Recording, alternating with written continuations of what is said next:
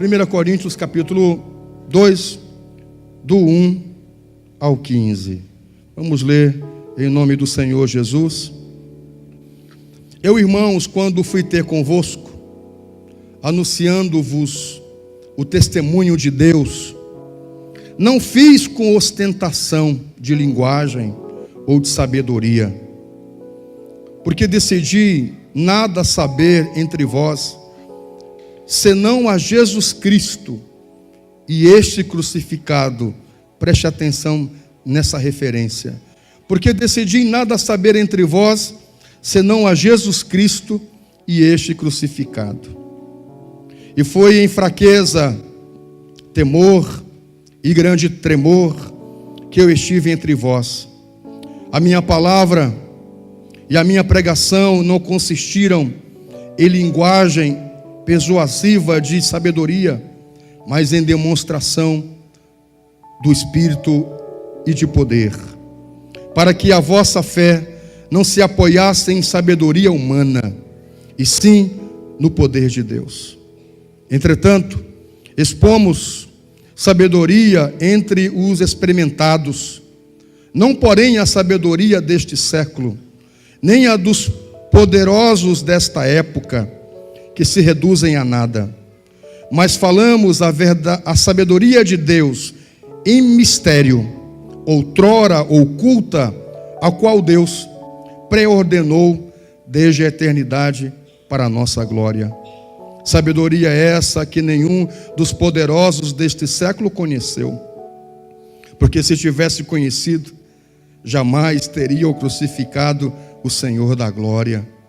Mas como está escrito, nem olhos viram, nem ouvidos ouviram, nem jamais penetrou o coração o homem, o que Deus tem preparado para aqueles que o amam. Mas Deus não-lo revelou pelo Espírito, porque o Espírito a todas as coisas prescuta, até mesmo as profundezas de Deus. Porque qual dos homens sabe as coisas do homem, senão o seu próprio Espírito, que nele está? Assim também as coisas de Deus, ninguém as conhece, senão o Espírito de Deus. Ora, nós não temos recebido o Espírito do mundo, e sim o Espírito que vem de Deus, para que conheçamos o que por Deus foi dado gratuitamente. Disso também falamos, não em palavras ensinadas pela sabedoria humana, mas ensinadas pelo Espírito, conferindo coisas espirituais com espirituais. Ora, o homem natural não aceita as coisas do Espírito de Deus, porque eles são loucura, e não podem entendê-las, porque elas se discernem espiritualmente. Porém, o homem espiritual julga todas as coisas, mas ele mesmo não é julgado por ninguém. Essa é a palavra de Deus. Essa é a palavra de Deus. Das poucas coisas que eu concordo, já disse isso aqui em outros momentos, e a gente tem o direito de discordar uns dos outros, das poucas coisas que eu concordo da Valnice Milhomes, é uma frase que ela disse há muitos anos atrás, que a Bíblia diz o que ela quer dizer. A Bíblia diz o que ela quer dizer. A leitura por si só diz o que ela quer dizer. O ensinamento está posto. O ensinamento está aqui. Quero incentivar os pregadores dessa igreja e ministros dessa igreja, líderes de células, a pregarmos a palavra de Deus, a fazermos a leitura da palavra de Deus, porque de alguma maneira a palavra de Deus produz vida no nosso coração, e por si só ela se explica, está posta, está aqui. As verdades da palavra de Deus estão aqui. Bem, queridos, o tema que eu vos proponho nesta noite é o plano secreto de Deus. Mas que plano secreto de Deus é esse? Porventura Deus tem plano? Muitos. Secreto? Muitos. O apóstolo disse aqui, algumas coisas estavam ocultas, mas que ao seu tempo foram revelados por Deus. Queridos, o apóstolo Paulo, no final da sua segunda viagem missionária, ele chega à cidade de Corinto. E ele passa nessa cidade 1 ano e 6 meses, implantando a igreja. Nós estamos aqui falando da segunda personalidade mais importante do Novo Testamento, que é o apóstolo Paulo, indiscutivelmente. Durante 1 ano e 6 meses, ele implanta essa igreja de forma muito coesa, de forma muito estruturante, na palavra de Deus, de forma genuína. E de lá ele vai para Éfeso, e é de Éfeso que ele escreve essa carta para os irmãos que estão agora em Corinto.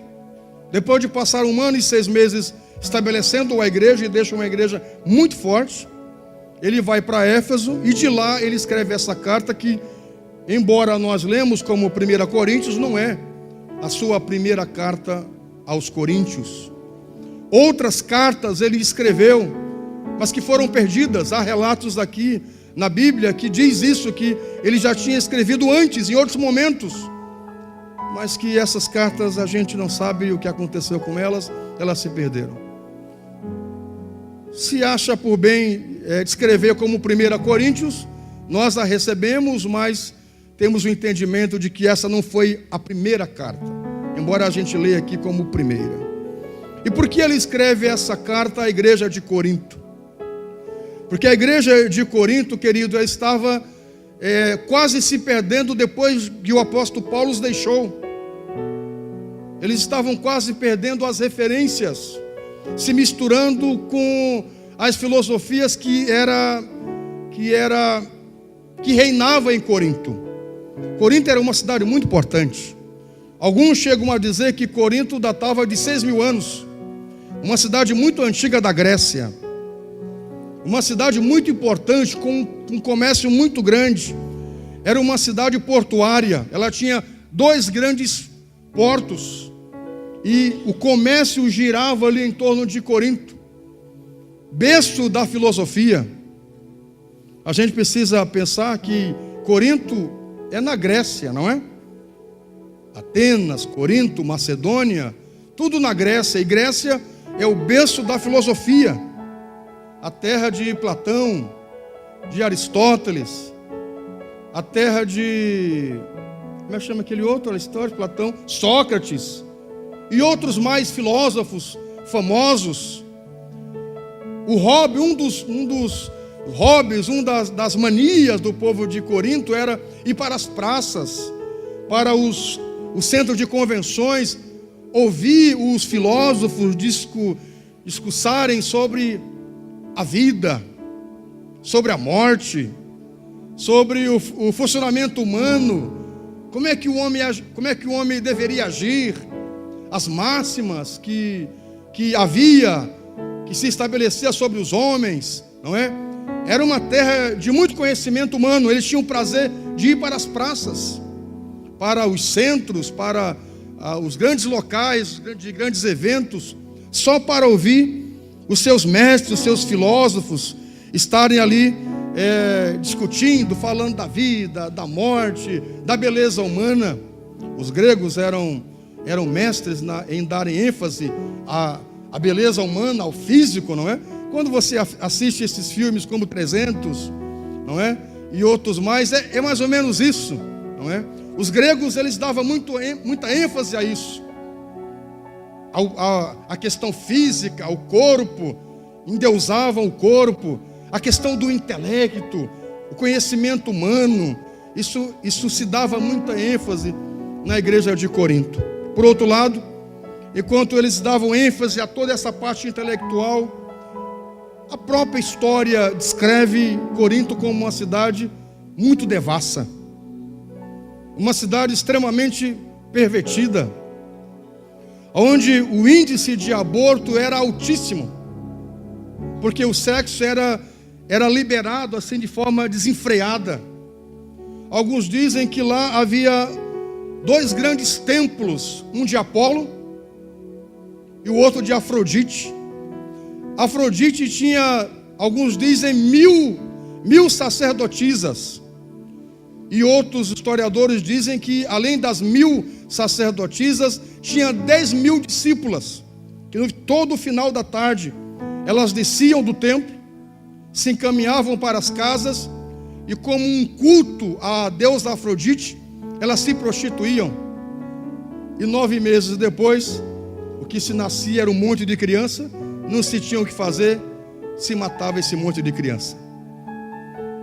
O templo do deus Apolo, e Apolo era o deus que engrandecia a parte masculina, o deus do amor também, e Apolo dava muita ênfase ao homossexualismo.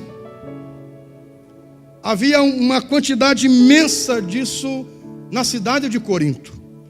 Ao mesmo tempo, a depravação de forma alarmante. As crianças desde cedo eram iniciadas pelos seus pais nesses templos, no que diz respeito à sexualidade. Então veja, ao mesmo tempo que se dava grande ênfase à parte intelectual, conhecimento humano, a depravação era imensa. Diga misericórdia. Uma cidade rica no que diz respeito ao comércio, mas no que diz respeito à moral, à decência e aos bons princípios, era uma cidade miserável. O apóstolo Paulo vai chegar nessa cidade, na terra da filosofia, para implantar a teologia. Na terra do saber humano, o apóstolo Paulo vai trazer o contraponto e estabelecer a sabedoria divina. Então o apóstolo Paulo, ele vai enfrentar forças espirituais terríveis nessa cidade, que na época tinha muito mais do que 250.000 pessoas. Para a época, era muita gente. Para a época, era muita gente. O apóstolo Paulo, ele vai ali implantar o evangelho. Ele vai falar do Cristo, o Cristo crucificado. E aí, para os coríntios, foi difícil essa pregação, porque eles tinham muitos deuses, e os seus deuses eram poderosos. Eles não tinham um Deus, tinham todo um panteão, tinham muitos deuses, tinha uma cidade dos deuses. E agora vem um homem de baixa estatura, com uma mensagem simples, falando de um Deus. Na sexta-feira de tarde eu estive pregando aos irmãos sobre João capítulo 14, versículo 1, que diz: não se turbe o vosso coração, credes em Deus, credes também em mim. São as 3 máximas de João 14, 1. Foi a primeira mensagem que eu preguei na minha vida com 9 anos de idade. Eu dizia para os irmãos na sexta de tarde de que a igreja teve muita dificuldade em pregar o evangelho aos nórdicos, porque os nórdicos eles tinham vários deuses, não muito diferente dos gregos. Os nórdicos tinham vários deuses, e deuses como Odin, que era o pai dos deuses. E quando você vai ler e ver a cultura nórdica, Odin é esse Deus velhão, musculoso, não é cego de um olho, mas que é sarado. Você vai ver o filho de Odin, é Thor. Ele é simplesmente o Deus do trovão. Odin e Thor, eles não saem da academia. Eles têm o braço como o do Kennedy. Você já viu o braço do Kennedy? O esposo da França? É dessa grossura assim, meu amigo. Não se meta com esse rapaz. Os braços de Thor eram umas toras. É só quando você vai ler e vai descobrir. Inclusive Thor tem um martelo que é tão pesado que só ele pode levantar. Aí chega a igreja falando de Jesus. Eles apresentam Jesus na cruz. Jesus esquelético, Jesus magrinho, aparecendo as costelas, ferido, crucificado. Para eles é complicado entender que Deus é esse. Como é que alguém serve esse Deus? Esse Deus que deixa ser afetado pelo homem, deixa ser crucificado pelo homem, que mal consegue carregar uma cruz. Eles têm Thor, o Deus do trovão, que só ele consegue levantar o seu martelo.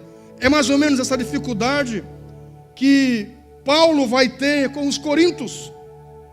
Eles não entendem essa mensagem do Evangelho, porque eles estão acostumados com a mensagem que diz respeito ao homem.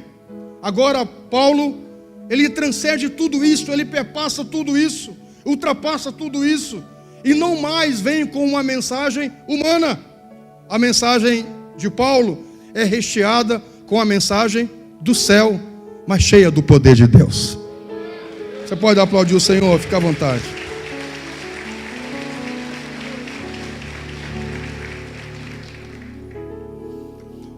E Paulo vem de forma muito simples a anunciar esse Cristo. E no primeiro momento, ele enfrenta essa resistência dos coríntios, porque eles não entendem essa mensagem. Essa mensagem para eles é estranha. Essa mensagem para eles é um mistério que precisa ser demonstrado, que precisa ser revelado. É por isso que Paulo se demora nessa cidade, para lhes revelar o segredo de Deus, para lhes mostrar o mistério de Deus, para lhes transmitir a essência do poder de Deus. E durante 1 ano e meio, Paulo está ali. No primeiro momento, ele enfrenta essa dificuldade da própria comunidade não cristã, não judaica, não judia, porque o apóstolo Paulo é o pregador para os gentios, e é dos próprios gentios que ele vai enfrentar essa resistência, e por causa da falta de conhecimento deles. Mas o apóstolo Paulo também vai enfrentar resistência por parte da comunidade judaica, que era grande em Corinto. As sinagogas vão se opor, os mestres da sinagoga vão se opor à pregação desse homem, porque outrora sabia que ele era aliado das sinagogas, que ele mandava prender os cristãos, e agora ele era o principal porta-voz do cristianismo. Como é que isso é possível? É por isso que o Evangelho é loucura para quem não entende. Como é que alguém outrora é o principal perseguidor, quando aparece no cenário bíblico, depois ele se torna o principal pregador? Isso é só coisa do Evangelho. Você pode aplaudir o Senhor por essa grande verdade. Faça isso com alegria. Eu quero convidá-lo para Atos capítulo 17. Se você está com a sua Bíblia aberta, Atos 17, do 22 ao 23. Olha esse texto maravilhoso. Atos 17, 22 a 23. Estando Paulo no meio do Areópago, disse: homens atenienses, em tudo vos vejo um tanto supersticiosos, porque passando eu, vendo os vossos santuários, achei também um altar, que estava escrito: ao Deus desconhecido. Esse, pois, que vós honrais, e não o conhecendo, é o que eu vos anuncio. É isso que o apóstolo Paulo vai fazer em Corinto. É isso que Paulo fez em Atenas. É isso que Paulo fez em Éfeso. É isso que Paulo fez por onde ele esteve, anunciando esse Cristo. E é por isso que os judeus vão se opor a ele, porque os judeus não queriam esse Cristo. Eles ainda o esperavam e esperam até hoje o Cristo que vai remir Israel, que vai libertá-lo da opressão, que vai trazer plena paz ao Oriente Médio. Porque quando Davi se torna o rei de Israel, Davi inclusive vai fazer com que os reinos na volta se tornem seus vassalos, seus subordinados.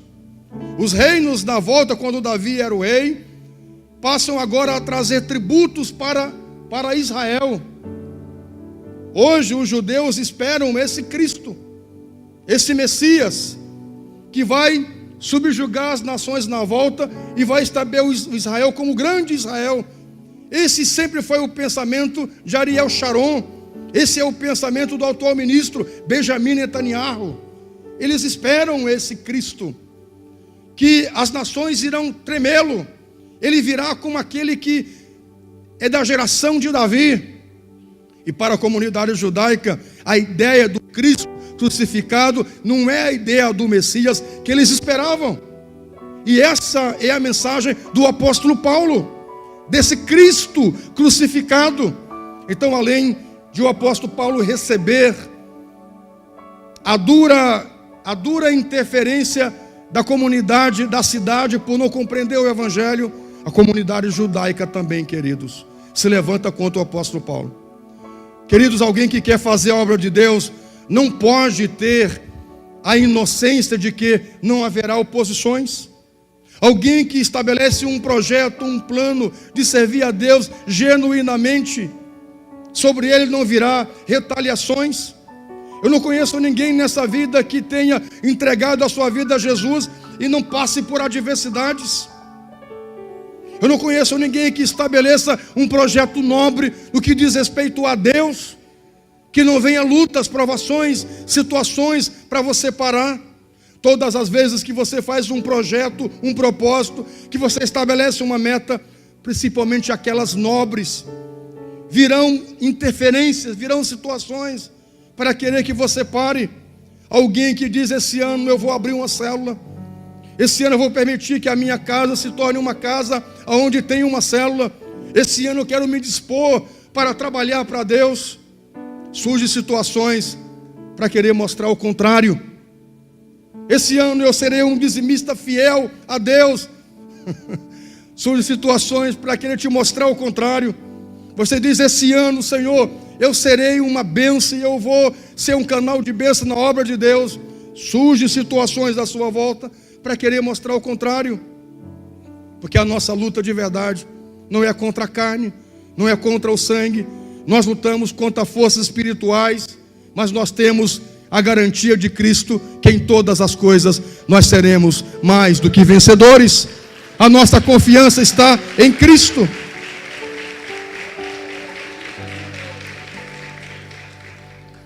A nossa esperança e a nossa confiança está em Cristo, mesmo com toda a oposição da comunidade judaica. O apóstolo Paulo se mantém firmado, cumprindo o propósito para o qual ele veio para Corinto pregar o evangelho, mostrar o Cristo crucificado, trazer as boas novas do reino. Não só a comunidade da cidade, não só a comunidade judaica, mas aqueles que estavam no meio da própria igreja, que o apóstolo Paulo tinha estabelecido. O apóstolo Paulo vai dizer que no meio da igreja surgiram falsos apóstolos, que se levantavam contra o seu ministério, que abertamente diziam assim: esse homem aí não é de Deus, o que ele prega não é correto, não precisa ser tão rígido assim. Não, você deve inclusive aceitar Jesus, e você pode se circuncidar assim, se faz necessário. Aceitar Jesus por si só não é suficiente. Os homens precisam se circuncidar ainda. E eles se opunham à pregação de Paulo, que dizia que em Cristo eles já estavam circuncidados, não precisavam mais disso.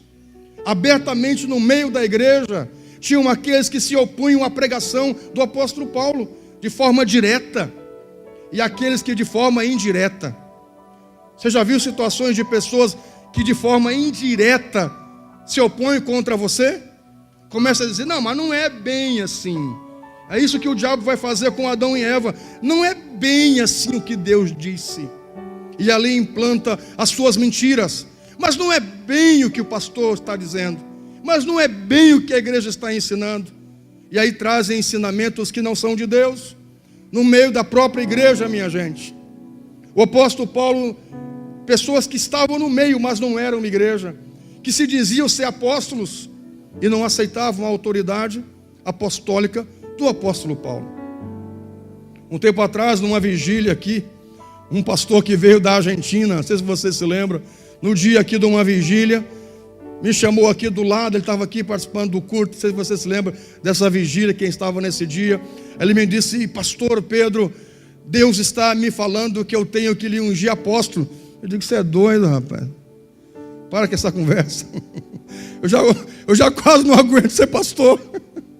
Que conversa é essa? Deus está me falando que nós lhe devemos ungir apóstolo. Eu digo, mas pá, meu irmão, Deus o livre. Eu já sei do meu chamado, eu não preciso de mais um título, mais uma coisa.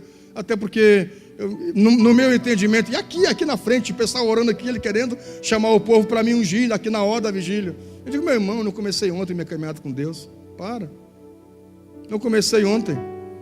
Deus está me falando que nós temos que lhe ungir como um apóstolo, para o senhor receber a unção pastoral, é apostólica, aliás. Eu digo, meu irmão, olha, se eu pudesse, aqui enquanto a vigília transcorria, eu disse, se eu pudesse, é um pensamento meu, os meus pastores mais antigos sabem que eu sempre tive esse pensamento. Olha, se eu pudesse, eu tirava os títulos dos pastores, a começar por mim, e todos nós nos chamaríamos irmão Pedro, irmão Paulo, irmão João, irmão isso, porque às vezes os títulos só nos atrapalham, às vezes só nos atrapalham mais de chegar até Deus, de chegar uns aos outros, porque agora eu sou pastor, porque agora eu sou apóstolo, porque agora eu sou bispo. A unção de apóstolos é mais poderosa que a unção de pastor. A unção de bispo é mais... Meu Deus do céu, aonde a gente tem o entendimento que toda a graça, todo dom divino vem de Deus, que fez os céus e a terra. Vem do Senhor, não vem de títulos.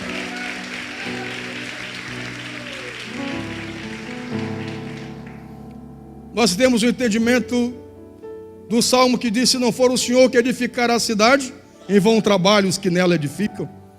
Se não for o Senhor que guardar a cidade, em vão vigia o sentinela.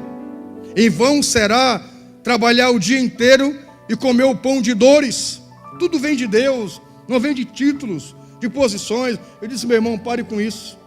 Já chega o chamado que eu tenho, é suficiente. Vamos deixar assim. Eu reconheço os apóstolos, aqueles que estavam com Jesus, que presenciaram Jesus. Embora o apóstolo Paulo não estava com Jesus, mas Jesus apareceu para ele e disse, eu sou Jesus, a quem você está me perseguindo. Ali se confirma, se inicia o ministério apostólico do apóstolo Paulo. E alguns que estavam no meio da igreja resistiram a ele. E aí Paulo tem que se levantar firmemente nas suas posições. Querido, você que se batizou no último batismo, quem sabe algumas pessoas dizem, o que você está fazendo na igreja? Por que você se batizou? Você, quem sabe, fez um propósito em se tornar um líder e um servo na obra de Deus.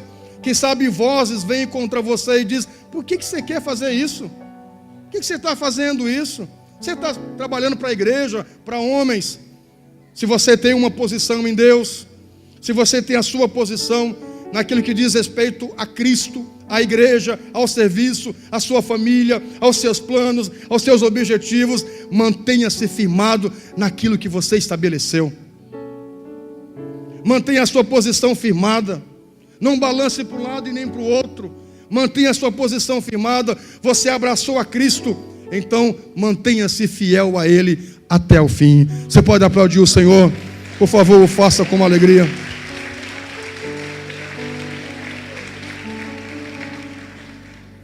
Escute uma coisa, queridos, é nesse cenário de filosofia, de muitos deuses, que o apóstolo Paulo vai implantar a verdadeira ciência. O apóstolo Paulo vai trazer a verdade do evangelho para aquela cidade, para aquelas pessoas. E as pessoas agora começam a se converter e Paulo mantém a sua posição firmada em Deus. E a eles anuncia o evangelho genuíno. E o primeiro mistério de Deus para as pessoas, para a cidade, é a essência do evangelho do Cristo crucificado. A essência da mensagem do Cristo crucificado. Você se lembra que eu voltei aqui alguns meses atrás, e eu comecei a pregar uma mensagem que minha é muito antiga, sobre a primeira mensagem mais importante da Bíblia. Lembra dessa? Que eu comecei a conversar com vocês e faço isso sempre. Eu começo, mas não termino. Mas se você se lembra que eu disse a vocês que a primeira mensagem mais importante da Bíblia é o quê? É o Calvário. É o Cristo crucificado. O primeiro segredo de Deus para o homem é o Cristo crucificado. E é esse Cristo que o apóstolo Paulo vai anunciar com tanta veemência às pessoas que ali estão. Amados, a mensagem central do apóstolo Paulo era o Cristo. Nós não precisamos, como pregadores, pastores, misturarmos muitas coisas na nossa pregação. É só nós pregar Jesus, é só pregarmos o seu amor, é só pregarmos a sua bondade, é só pregarmos a sua misericórdia, o seu favor, a sua santidade, o seu cuidado para com as pessoas, sua vida e a sua morte. E nós aprendemos mais na morte de Jesus do que na sua vida. Nós fazemos isso há 2000 anos. Desde quando a igreja foi instituída como igreja, nós fazemos isso, nos lembrando do crucificado. Aonde? Na Santa Ceia. Nessa igreja, algumas igrejas fazem ceia uma vez por ano. Algumas igrejas fazem ceia todos os dias. Nós achamos por bem fazer a ceia uma vez no mês, no primeiro domingo de cada mês. E quando nós nos reunimos na ceia, quem nós nos lembramos? Nós nos lembramos do Cristo crucificado. Nós nos lembramos da sua morte. Nós nos lembramos do que Ele fez por nós. Queridos, a cruz para nós é a essência do Evangelho. E essa cruz é o poder de Deus que tira o pecado do mundo. Você pode aplaudir o Senhor, faça com alegria. Melhore o seu aplauso a Jesus. Sabe, queridos, a pregação do apóstolo Paulo é cristocêntrica. É Jesus no centro. É a cruz. É Cristo. Nós podemos trazer elementos para enriquecer a mensagem, ilustrações, histórias. Mas o centro da nossa pregação é muito simples. É só o Senhor Jesus. Ele como Senhor da nossa vida, Senhor da nossa mensagem, porque só Ele pode salvar o indivíduo. Ele mesmo se apresenta num texto que você é acostumado a conhecer, a ler e a saber. João capítulo 14, versículo 6, Jesus vai dizer: eu sou. O que Ele é? Ele é? Ele é? Ele é o caminho, Ele é a verdade, Ele é a vida. É essa mensagem poderosa do Cristo crucificado que Paulo vai anunciar. Jesus como caminho, Jesus como a única verdade, Jesus como a única vida, que não havia outra vida a não ser em Cristo. É por isso que havia uma taxa de suicídio imensa no meio dos coríntios, de mortalidade infantil exagerada, mas de suicídio imensa, porque enquanto as pessoas se alimentavam da filosofia dos seus mestres, enchiam suas mentes de conhecimento, seus corações estavam vazios, seu espírito estavam vazios. E o apóstolo Paulo agora vai anunciar o Cristo crucificado que pode preencher o vazio da alma dos seus ouvintes. E as pessoas começam a se converter em massa, porque a mensagem do apóstolo Paulo, ela é muito simples.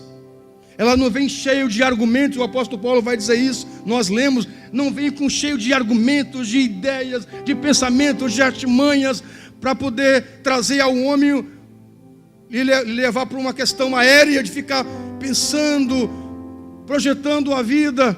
Não, a mensagem do apóstolo Paulo sentava o homem e fazia ele olhar para dentro de si mesmo e ver suas carências, ver suas necessidades, e que havia como mudar a sua vida, que era muito simples, era só entregar a vida deles a Jesus, se arrepender dos seus pecados, e a partir disso, eles teriam uma nova vida.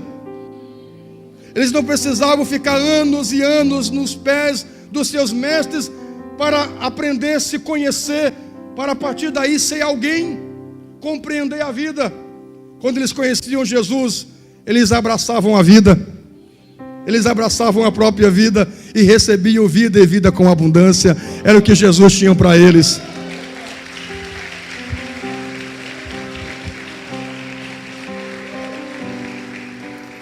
Eu gostaria que você aprendesse isso nesta noite, que o Evangelho é suficiente para salvar o pecador. O Evangelho de Deus é suficiente para salvar o pecador. E essa era a mensagem que o apóstolo Paulo trazia às pessoas que estavam ali, queridos. O apóstolo Paulo se preocupa 1 ano e 6 meses depois, escreve essa carta para aquela igreja que ele tinha estabelecido, porque agora essa igreja estava muito confusa, estava misturando, trazendo de volta as velhas filosofias que eles tinham deixado outrora. Eles tentavam novamente a querer entender Deus pela via da filosofia. E é uma frase que o pastor, ia dizer o apóstolo Mauro, é uma frase que o pastor Mauro gosta muito, não é? A frase de Tertuliano. Como é que é, pastor Mauro? Que é aquela frase de Tertuliano famosa. Está lembrado ou não? O que Atenas tem a ver com Jerusalém? Meus alunos da história da igreja sabem disso. Cadê os meus acadêmicos da teologia sabem dessa frase? A famosa frase de Tertuliano. O que Atenas tem a ver com Jerusalém? As pessoas querem entender Deus pela via da filosofia, isso é impossível. Sabe, as pessoas começaram a misturar muita coisa. A filosofia como raiz é boa, mas trazer ela para entender o evangelho é complexo muitas vezes. É o que às vezes, minha gente, está acontecendo nas igrejas. Eu sou psicólogo, mas eu preciso aqui ser o pregador da palavra de Deus. Não trazer aqui para você psicologias, mas trazer para você o evangelho puro e simples da palavra de Deus, que cura e que salva o pecador, que transforma o pecador. Agora está uma moda dos pastores coach, os técnicos, meu Deus do céu, implantando técnicas na igreja, no meio da igreja, e o evangelho se perdendo. É essa mistura que há 2000 anos atrás o apóstolo Paulo encontrou na igreja. Ele ficou sabendo e escreveu essa carta e disse: meus irmãos, quando eu vim ter com vocês, eu não vim com palavras vãs, com vãs filosofias. Eu vim simplesmente pregando a vocês o primeiro segredo. Eu vim mostrando para vocês o Cristo crucificado. É só isso que importa. Vocês não precisam ter um conhecimento que ninguém tem para querer conhecer a Deus. Vocês não precisam ficar sentados com as pernas cruzadas, meditando para o seu espírito se elevar. Vocês não precisam que Platão vos conduza. Jesus é o caminho, Jesus é a verdade, Jesus é a vida, e ninguém vai ao Pai se não for por Jesus. É isso. Essa é a pregação do apóstolo Paulo. Esses tempos eu ouvi uma declaração do pastor da maior igreja dos Estados Unidos. Até então eu tinha uma admiração, mas depois dessa eu fiquei preocupado. A maior igreja dos Estados Unidos, o pastor veio a público e disse: eu não prego mais o Cristo crucificado. Eu não prego mais sobre pecado na igreja. Eu não prego mais sobre perdão na igreja. Eu não prego mais sobre Jesus estar voltando na igreja. Eu não prego mais sobre a segunda vinda de Cristo na igreja. Eu prego sobre as necessidades das pessoas. Elas passam a semana inteira correndo no trabalho. Elas querem chegar na igreja, ter uma poltrona confortável, um bom ar-condicionado, e ouvir uma palavra que lhes agrade, e sair dali todos aliviados, pronto para a próxima semana. Quando eu li essa matéria, eu digo: não é possível. É por isso que o evangelho nos Estados Unidos está tão fraco. É a teologia da prosperidade. O mesmo protestante que na igreja, não é? I love you, eu amo Jesus, é o mesmo que pega a metralhadora e vai atirar em alguém, em nome de Deus. É o mesmo, e então se compara ao muçulmano radical que faz a mesma coisa, em nome de Alá. O que muda então? O que muda é que o Cristo crucificado não está no meio de nenhum dos dois. É esse evangelho misturado, minha gente. Que as pessoas, elas não oram mais. Como elas têm acesso ao paracetamol, dá uma dor de cabeça, só toma um remédio e ninguém ora mais a Deus. Como tem na mesa bastante abundância, nem dá graças mais pelo alimento, porque tem bastante todo dia para comer. Elas não oram mais dizendo: Senhor, supre-me o pão de cada dia. Quando essa evolução da sociedade, crescimento e melhoras do indivíduo, ele não tinha um carro e ele ora e pede a Deus um carro para vir para a igreja, e Deus dá um carro. Agora ele pega o carro e só passa nas praias, aonde for, ele não tem mais tempo para vir para a igreja. Isso é um problema. Quando as bênçãos de Deus nos afasta do próprio Deus, isso mostra que o nosso coração nunca esteve em Deus, nunca esteve no crucificado. Não que você não vai tirar suas férias, não vai passear, pegar o seu carro e ir para onde você quiser, mas não esquecer de Deus, não esquecer do Senhor da sua casa, da onde Ele nos tirou, onde nos colocou. Essa igreja está misturada toda, meio bagunçada com as filosofias da época. O apóstolo Paulo, preocupado com isso, escreve essa carta para eles. Foi o que aconteceu aqui na América Latina com a teologia da libertação. Leonardo Boff afirmou uma certa vez que conversão, a pessoa se converter, é fazer ação social. Que não precisa aceitar Jesus, entregar a vida para Jesus e mudar. É só você dar pão para o pobre, olhar o necessitado. Leonardo Boff afirmou isso. Isso é perigoso, porque a igreja deve fazer ação social, e nós aqui fazemos. Mas quando nós chegamos para o indivíduo lá no PA e damos para ele o café, como faz o Semepan, dá o café, dá o lanche, mas no momento propício, o pessoal diz a eles: Jesus ama você. Esse alimento lhe sustentou agora, mas existe um pão. Se você comer dele, nunca mais você terá fome. Existe uma água. Se você beber dela, nunca mais você terá sede. É o que Jesus faz diante da samaritana. Dá ela água, mas apresenta a ela o evangelho genuíno, a mensagem para a qual ele veio fazer. A igreja não pode se isentar de fazer ação social, mas a ação social não é o evangelho simples de Deus. As pessoas precisam ter vida com Deus. Aí nós voltamos às velhas práticas romanas das boas obras, nós estamos salvos. Não precisa mais se voltar para Jesus, não precisa mais se converter e deixar o pecado. Eu alimento o necessitado, eu dou uma cesta básica, eu dou 1 quilo de leite para o projeto, eu estou salvo, porque eu estou cuidando do pobre, do necessitado, do carente. Eu não preciso entregar minha vida a Jesus, porque eu estou dando a Deus, porque eu dou aos pobres, eu dou a Deus. Essa conversa toda, eu não preciso entregar minha vida a Jesus e me arrepender dos meus pecados. Sabe essa mistura toda? Esses dias o irmão, brincando, disse para mim assim: pastor, eu fui num congresso onde um pregador lá, depois que terminou, ele tirou a gravata, pediu uma tesoura e cortou picadinho e vendeu um pedaço por R$1.000 e arrecadou um monte de dinheiro. E ele brincando, ele não estava falando sério comigo, ele disse: por que o senhor não faz o mesmo? E eu brincando disse: o sangue de Jesus tem poder. Nós estávamos brincando, ele brincando, mas é isso que as pessoas fazem.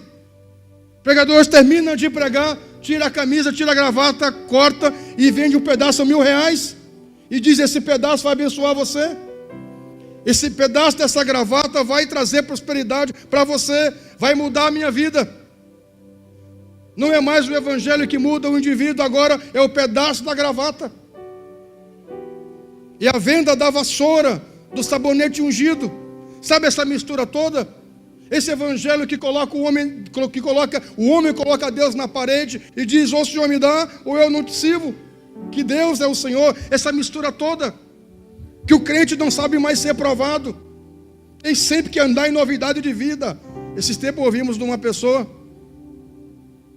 nós falamos, você, né? Vamos trocar você, há anos atrás, uns 4 anos atrás, nós vamos trocar você vai ser liderada. Ela disse, eu sou cabeça, eu não sou cauda. Sabe, ser um liderado é ser cauda. Eu sou cabeça, eu tenho que ser sempre líder. Eu não posso ser liderado, porque eu não sou cauda. As pessoas misturam todo o evangelho. Isso estava acontecendo com essa igreja de Corinto, essa mistura toda. As pessoas não vinham mais porque a pregação era poderosa. Elas vinham porque no final do culto elas queriam receber o copo com água ungido para levar para casa. Eu gostaria que nessa igreja você não viesse por causa do bom louvor, por causa das boas canções, por causa que tem alguém lá na porta atencioso com você. Eu gostaria que nessa igreja você viesse por causa da pregação da palavra de Deus, do poder de Deus, porque você quer Jesus na sua vida, porque você quer Jesus no seu coração.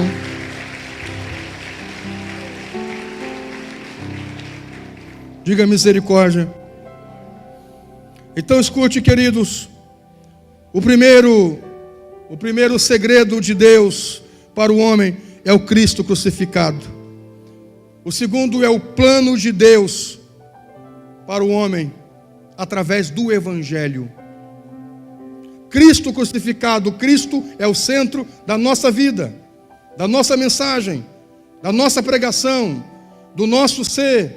Eu venho a uma igreja por causa de Cristo, eu trabalho para Ele por causa de Cristo, eu sirvo a Ele, eu não deixo a igreja por causa de Cristo, eu não deixo o meu chamado por causa de Cristo, porque foi Ele que morreu por mim, foi Ele que deu a vida por mim. Cristo é o centro da nossa vida. No primeiro momento a igreja entende isso, mas depois, com o passar de 1 ano e 6 meses, veja como a coisa é rápida. Eles vão esquecendo esse mistério de Deus, de ter o Cristo como centro da vida deles, da mensagem deles. Eu já citei para vocês aquele turista que foi a Londres e foi lá numa grande igreja, e quando ele chegou lá, havia um pregador, e quando terminou o culto, alguém que estava conduzindo ele em Londres perguntou: o que você achou do culto e do pregador? Ele disse: um grande pregador. Um grande pregador. Depois ele foi na igreja do Spurgeon, e Spurgeon todos os domingos pela manhã e à tarde pregava para 10 mil pessoas. 10 mil pessoas sempre era seu público para assistir às suas pregações. E quando ele senta e escuta Spurgeon pregando, terminou, a pessoa perguntou ao turista: o que você achou dessa igreja, desse pregador? Ele disse: ontem eu ouvi um grande pregador.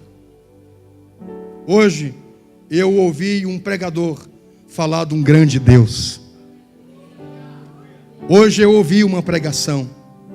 Ontem eu ouvi um grande pregador pregar, mas hoje eu ouvi um pregador apresentar na sua mensagem um grande Deus. Saio daqui transformado. Se você entrou aqui nessa noite e quer ter sua vida transformada, escute essa pregação. Eu vos apresento o único Deus que pode mudar a sua história, que pode mudar a sua vida, que vai tirar você do império das trevas e vai transportar você para o reino do seu amor e da sua luz. Você pode aplaudir Jesus? O faça com alegria.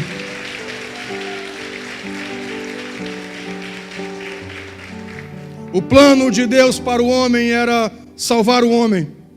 O apóstolo Paulo vai apresentar esse segredo, apresentando o projeto de Deus para os coríntios, apresentando para eles o plano de Deus, o projeto de Deus, o projeto que Deus veio libertar o homem. Querido, Deus tem um projeto na sua vida. Não importa de onde você veio, o que você fez outrora, Deus tem um projeto com você e acabou, pronto, está posto. Deus tem um plano na sua vida de te redimir. E a Bíblia diz: se você crer com o coração e confessar com a boca que Jesus é o Senhor, você será salvo. Seus pecados serão perdoados. Toda acusação do diabo contra você será anulada, será tirada, quando você entender o plano de Deus para a sua vida. O plano de Deus para a sua vida é que Ele disse que estaria com você todos os dias da sua vida, até a consumação dos séculos. Jesus diz: todos aqueles que o Pai me enviou, de maneira alguma eu os lanço fora. Jesus achou você nesta noite. Você está aqui porque você faz parte do plano de Deus. Ele tem um plano de salvação com a sua vida, com a sua casa, com a sua família. Não deixe de orar pelos seus. Deus tem um plano eterno de salvação para os seus. Creia no Senhor Jesus e será salvo tu e a tua casa. Creia no Senhor Jesus e será salvo tu e a tua casa.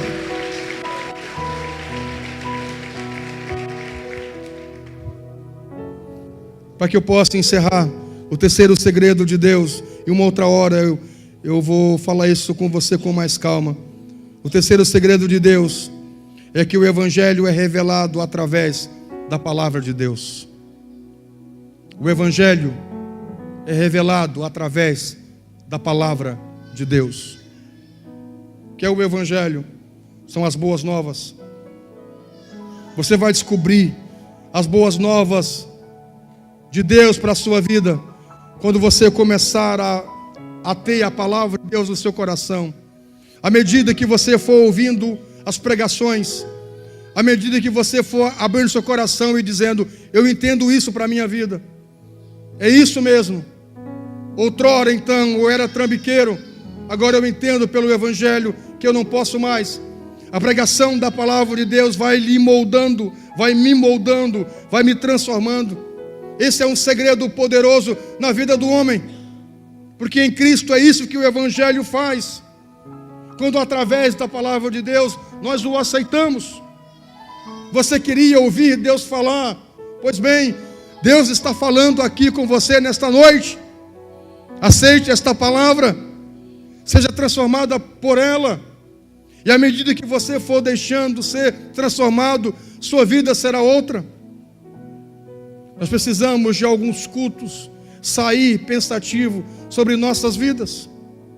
Esta semana um pai veio a mim e disse: pastor, eu saí muito preocupado quando o senhor citou os filhos naquele culto de Santa Ceia, quando o senhor disse que nós precisaríamos pensar nos filhos, que os pais precisavam fazer uma avaliação sobre os filhos, que aquelas crianças que estavam inseridas na igreja desde criança e amavam a igreja e eram ensinadas pelos pais, eram os líderes hoje, estão sendo líderes hoje, sendo adolescentes e jovens.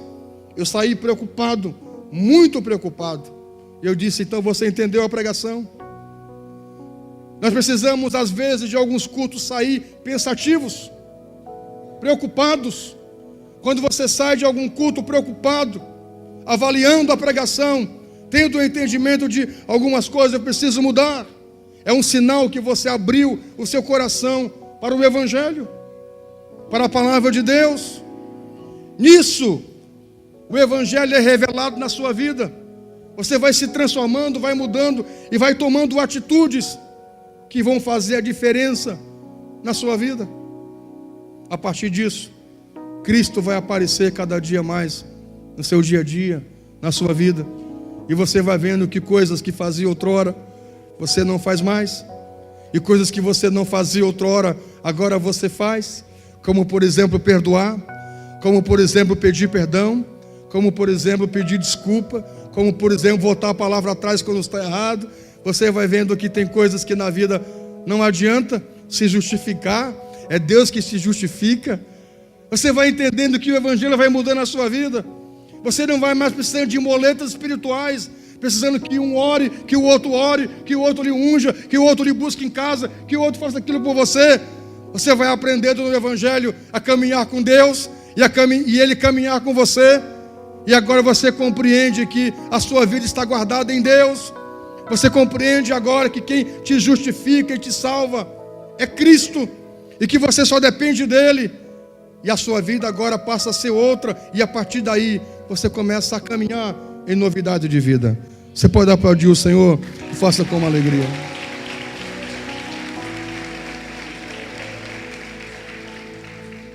Nesta noite eu gostaria que você tivesse esse entendimento de que um dos segredos de Deus para o homem é que o Evangelho é revelado através da palavra de Deus. Que cada dia essa igreja possa amar a palavra de Deus, possa estar disposta a ouvir como vocês estão fazendo agora. Sabe, gente, cada dia mais eu tenho tomado ciência disso. Não quero que você saia dessa igreja e alguém pergunte para você: como é que foi o culto? E você vai dizer: eu não sei. O que o pastor pregou? Eu não sei o que ele pregou. Eu só sei que foi fogo puro. Eu quero que você saia daqui e alguém lhe pergunte o que o pastor pregou e você responda: o pastor pregou que Deus tem um plano na minha vida. O pastor pregou que através do Evangelho, através da palavra de Deus, o Evangelho é revelado no meu coração. O pastor pregou que o centro da vida, o centro do meu caminho, a essência da minha vida é o Cristo crucificado. Eu preciso me orgulhar na cruz de Cristo. Ele sofreu por mim e morreu, e se Ele morreu, ressuscitou, eu vou ressuscitar com Ele. Eu gostaria que você saísse do culto assim, não mais com a necessidade de: eu não senti Deus nesse lugar. Enquanto nós nos enganamos, desde quando nós nos dispusemos em casa a vir para a igreja, o Espírito Santo já está ali nos rodeando. Eu não sei se você às vezes é como eu. Às vezes eu estou me arrumando para vir para a igreja e eu me alegro no Espírito, porque estou vindo à casa de Deus. Eu amo estar na casa de Deus. Eu não preciso dizer para a assistência pastoral: digo, meus irmãos, não se preocupem chegar aqui e serem ungidos. Já venha ungido de casa. Já venha orado de casa. Eu não preciso ficar preocupado aqui: meu Deus, eu não senti Deus aqui. Você não sentiu às vezes porque, como diz aquela ilustração, é Ele que está carregando você e você nem percebe isso. Eu quero que você saia daqui transformado e renovado pelo poder da palavra de Deus e do seu Evangelho. Amém? Você pode aplaudir o Senhor? O faça o mais forte que você puder. Glória a Deus. O plano secreto de Deus para a sua vida está aqui revelado nesta noite, como Paulo revelou aos Coríntios. Se coloque em pé. Quero orar por você, em nome do Senhor Jesus. Amado Senhor, nós queremos que a Tua vida cada dia reine em nós, Pai. Que cada dia o Senhor apareça. Que cada dia o Senhor seja o centro da nossa vida. Seja um modelo para nós. Nos transforma, Senhor. Nos transforma, Senhor, de verdade. Que o Teu Evangelho possa penetrar no meio da nossa vida, da nossa igreja, do nosso coração. Que sejamos por Ele todos os dias moldados, transformados. Amado Senhor, vem sobre a nossa casa. E que a Tua palavra, que o Teu poder possa trazer e fazer as transformações necessárias que o Senhor precisa fazer. Nesta noite, Pai, nós nos submetemos ao Teu Evangelho, nós nos submetemos ao Teu senhorio, nós nos submetemos à Tua palavra, e nós não queremos viver segundo as nossas ideias, os nossos planos, as nossas paixões, os nossos anseios. Nós queremos viver de acordo com o que o Senhor estabeleceu para nós como um plano. Por mais que agora pareça difícil, pareça ruim, mas nós entenderemos, Senhor, que aquilo que olhos não viram, ouvidos não ouviram, é o que o Senhor tem preparado para nós. Coisas extraordinárias que o Teu povo nem imagina. À medida que o Senhor vai nos salvando e nos resgatando, nós vamos descobrindo o verdadeiro amor, a verdadeira vida. É isso que nós desejamos, Pai, para a nossa igreja, para o nosso coração, nesta noite, em nome de Jesus. E que toda a igreja diga que assim seja. Diga: eu recebo essa palavra em nome de Jesus. Amém. Tome seu assento só por um momento.